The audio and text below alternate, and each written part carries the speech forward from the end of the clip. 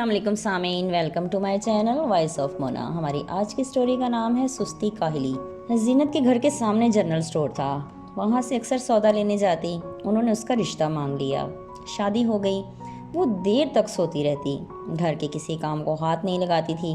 سسرال والے پریشان ہو چکے تھے، 10 دن میں وہ زینت کے رویے سے تنگ آ گئے تھے۔ اب اس کا شوہر رضوان بھی پریشان تھا، وہ ناشتہ بھی نہیں کرتا تھا اور بھوکا گھر سے چلا جاتا۔ ماں بوڑھی تھی، وہ پکا نہیں سکتی تھی۔ بھابھی علیحدہ ہو چکی تھی، وہ گھر آتا تو ماں بھی بہو کی 100 برائیاں کرتی۔ وہ اسے سمجھاتا کہ ایسے نہ کرو ورنہ پریشان ہوگی۔ وہ ایک کان سے سنتی اور دوسرے سے نکال دیتی۔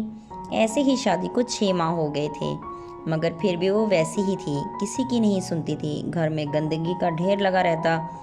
پھر اسے ڈاکٹر کو دکھایا تو اس کا بی پی لو تھا اور وہ امید سے بھی تھی۔ پھر گھر میں نوکرانی رکھ لی گئی، اس کی ماں آتی کھانا بناتی۔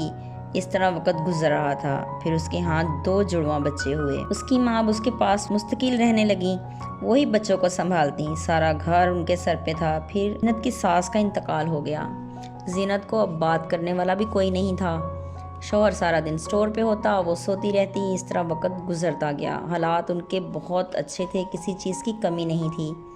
شادی کو اب 6 سال ہونے کو تھے۔ زینت کے 2 ہی بیٹے تھے، دونوں کافی بڑے ہو چکے تھے۔ پھر زینت کی ماں کا بھی انتقال ہو گیا۔ اب زینت گھر سنبھال چکی تھی۔ اب وہ ماں کو یاد کر کے روتی۔ بچے بھی اس کے اہمیت نہیں دیتے تھے، وہ نانی کو ہی ماں سمجھتے تھے، ماں کو وہ باجی بولتے تھے۔ اب اس کا دل کرتا اسے وہ ماں بولے، مگر ان کو عادت ہی نہیں رہی تھی، اس لیے وہ اسے باجی ہی بلاتے۔ دونوں پڑھ رہے تھے، ان کا سارا کام آیا کرتی۔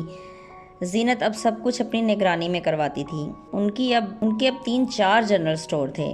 زینت سوچتی سارا وقت سو کے گزار دیا، اب وہ چاہتی تھی سب کے ساتھ وقت گزارے، مگر اب کسی کے پاس ٹائم نہیں تھا اس کے ساتھ وقت گزارنے کے لیے۔ جیتے رہیے، خوش رہیے، ملتے ہیں اگلی کہانی کے ساتھ۔